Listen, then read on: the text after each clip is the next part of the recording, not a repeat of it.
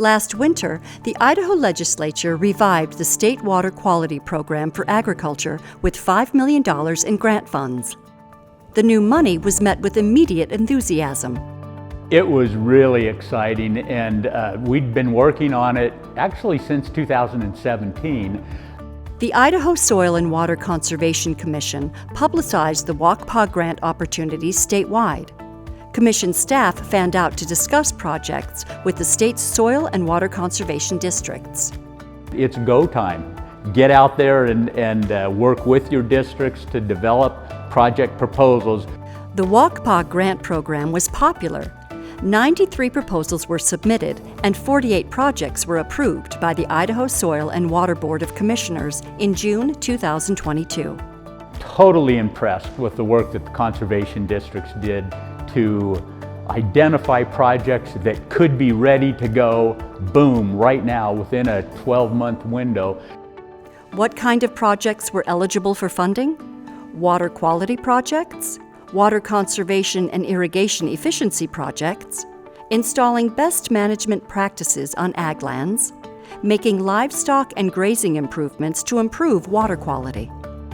All of the projects needed to be shovel-ready so they could meet a completion deadline of June 2023. 33 conservation districts were awarded at least one grant project statewide. The Commission also awarded grants to irrigation districts and conservation groups like Friends of the Teton River. To give the public an idea of specific improvements funded by WQPA funds, let's take a peek at 3 projects statewide. An irrigation efficiency project near Burley, new fish-friendly right-sized culverts in Clearwater County, a $5 million irrigation efficiency project in Hammett that also has water quality benefits and energy savings.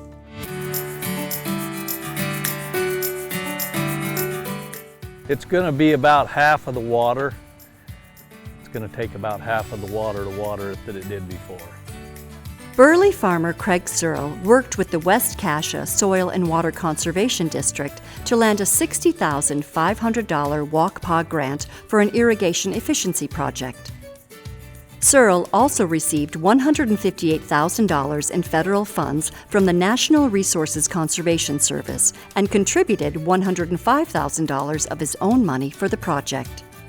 The project replaces irrigation wheel lines with pivot sprinklers and converts a leaky open ditch to an enclosed pipeline.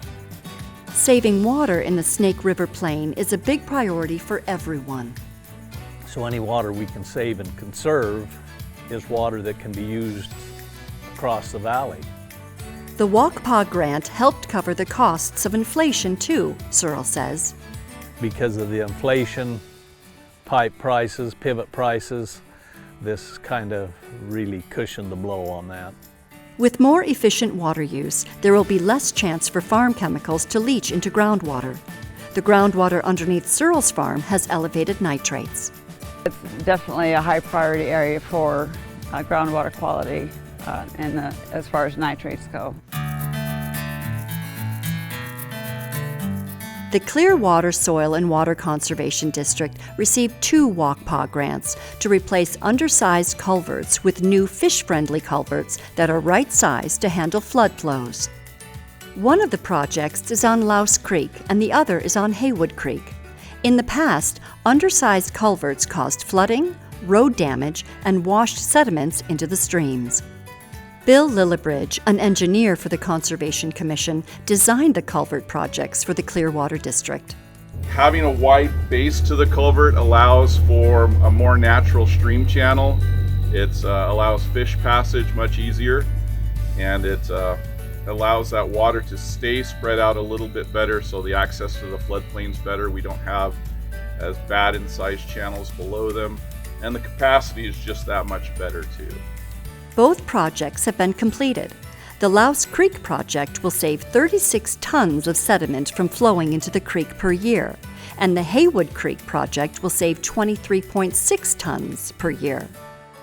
The new culverts will also prevent local roads from washing out. So improving these crossings is really helping with the community up here, having the safety and access they need through the entire year. WQPA funding for both projects totaled about $28,300, or 30% of the total cost. The grants were a big help after inflation drove up costs 70%, officials said. That really helped to have the WQPA dollars.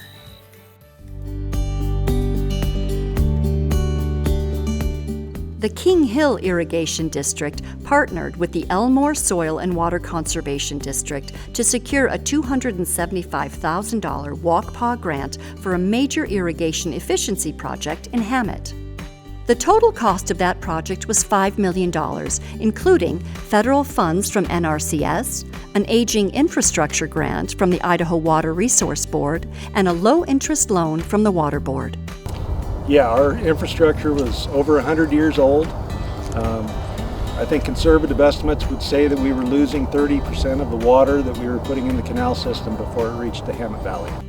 From a farmer's perspective, we were trying to reduce the cost and therefore gain efficiency in what we were pumping. Another big factor is we were trying to increase the reliability of water down here in the valley. Yeah.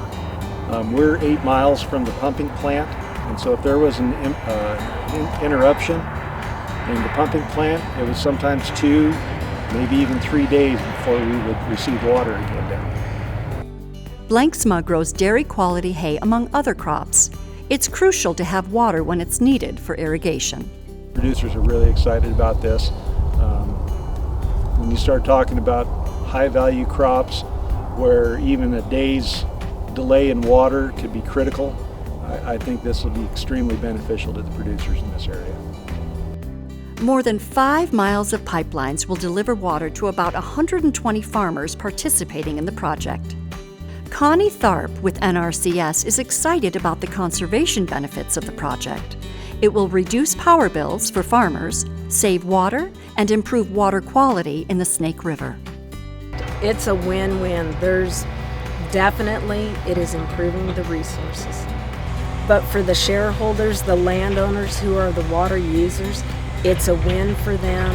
It's a win for the irrigation district. It's just a great big footprint it's a positive impact for our community.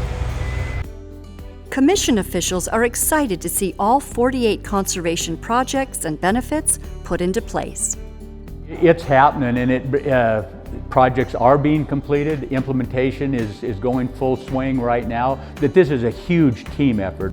Really cool thing about how WQPA is being put on the ground out there is that districts have come together from the ground up. This is a grassroots deal, voluntarily, non-regulatory conservation activities that landowners in each conservation district want to do for the benefit of our surface waters as well as our groundwaters.